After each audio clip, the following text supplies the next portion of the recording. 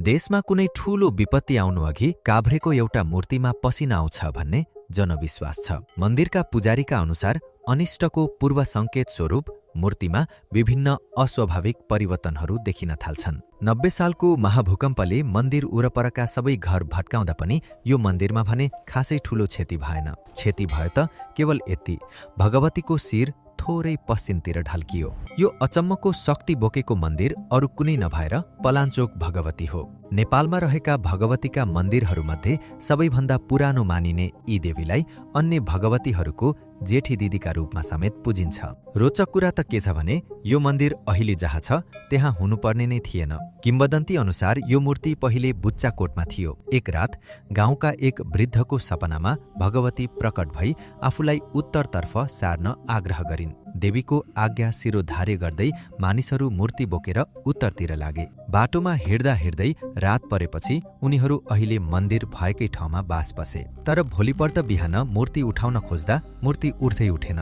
गाउँका 60 घरधुरीका मानिस मिलेर बल लगाउँदा पनि मूर्ति टसमस नभएपछि अन्ततः त्यही ठाउँमा राखेर भगवतीको पूजा आराधना सुरु गरियो। तिनै 60 घरधुरीको नामबाट कालान्तरमा यस ठाउँको नाम 60 घर भगवती रहन गयो।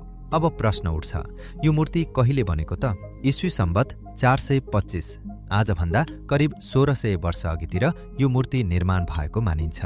यस मूर्तिको निर्माणसँग जोडिएको अर्को एउटा प्रसिद्ध किम्वदन्ती पनि छ, जुन कालीगढले दाहिने हातले पलाञ्चोक र नाला भगवतीको मूर्ति कुँदेका थिए, उनैले देब्रे हातले नक्साल भगवती, शोभा भगवतीको मूर्ति कुँदेका थिए भन्ने विश्वास गरिन्छ। तिनै अद्वितीय कालीगढले दाहिने हातले कुँदेको जीवन्त मूर्ति नै आज यहाँ विराजमान छ। मन्दिर त स्थापना भयो, तर पूजा कसले गर्ने भन्ने प्रश्न उठेपछि काठमाडौँको मखनटोलका वज्राचार्य खलकले यसको जिम्मा पाए। आज 8-9 पुस्ता बितिसक्दा पनि तिनै वज्राचार्यका सन्तानले यहाँको नित्य पूजा गर्दै आएका छन्। दशैंको नवरात्रिमा यहाँ भक्तजनको ठूलो घुइँचो लाग्छ, बलि चढाइन्छ र एकादशीका दिन रथ बनाएर मन्दिर परिक्रमा गराइन्छ।